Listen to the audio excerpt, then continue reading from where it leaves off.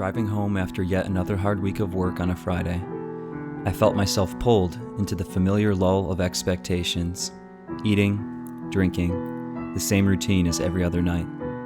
I stopped. This week had been different. This week, I felt the call of the moon. Not in the sense of hearing it, but seeing it. The moon this week had been full, and yet I had not known this. I would walk by my windows and see the pale yet enticing light of the moon caress my lawn. Deep within me, I felt the sensation to run out into it and bask in its glory. But I did not. I knew it was a crazy notion, and I would laugh. But even after this, I would awake in the middle of the night and stare at my window, feeling the moon's glow on my face. I imagined the cool night air seductively whispering on my skin, sending thrills down my spine. I had pushed these feelings down and attempted to fall back asleep, but they would only resurface the next day. At work, I would see and talk with people, but I could only imagine running through the forest and wishing for old trees to converse with me as I stood nearby. Several times I was startled when someone asked me a question, as I had been so focused on my dream, I had separated myself from reality. But my dreams had started to feel like reality. Deeper into the week, I would awake to see the shadows in the room shifting, the shapes unrecognizable to my eyes. And yet I felt as if the shapes were well known to me, but no names were needed. I would stare at these shapes until my eyes became heavy and their messages lost to me in the dawn light. Last night, I had awoken yet again to the moon invading my room, casting wild shadows to dance around my pale walls. The shadows shifted and turned into the wild night wind, and before me, they appeared to come together to form a shape. It was as tall as a man, but shorter. The darkening light made its outline deformed and bloated. My heart had quickened, and blood rushed to my head as I thought someone was in my room. My hand shot out to my desk lamp, only to find that the shadow that had so concerned me was only my imagination. I hadn't laughed, and my heart shot adrenaline to my core. This nightly shape had awoken fear in my heart that would not easily be forgotten.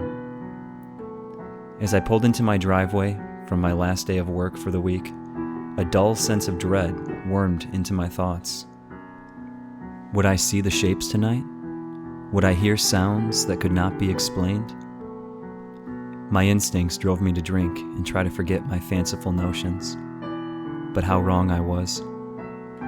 I had crawled into my bed, expecting a richly deserved night from my thoughts and exhaustion, but again I was awoken in the middle of the night. No sounds had perturbed me as my weary eyes first saw my ceiling. I cast them against my wall to see if the moon shadows that had kept me company were still there.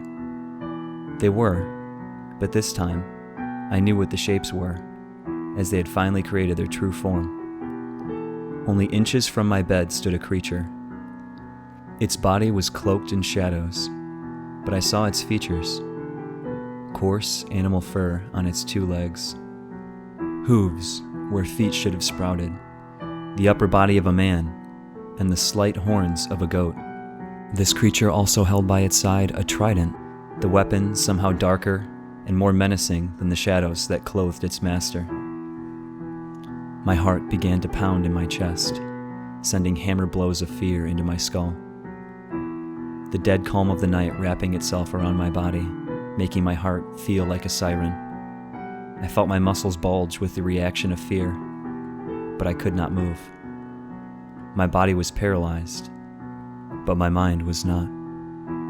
I cried out for help, but only heard the pathetic whimpers of half-words gurgled from my strangled throat. Tears cascaded from my eyes and blurred my vision as I looked at the creature.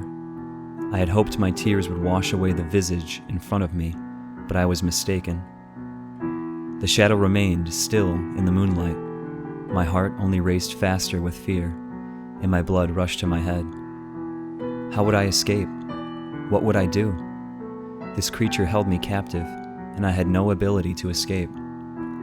This was when my eyelids began to become heavy, as if I had not slept in weeks. I sent all my fear and energy into keeping them open, as if I felt if I closed them, this creature would take me away. Heavier and heavier they became, as the shadow stepped into the moonlight. The creature's head slightly turned to suggest it was amused.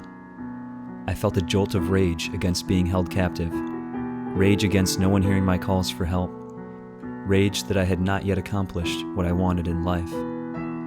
My eyelids became lead weights, slowly pulling shut my fate before me. Before my eyelids closed forever, I saw the dark gleam of the trident's glow and the creature's smile. Then the world truly went dark.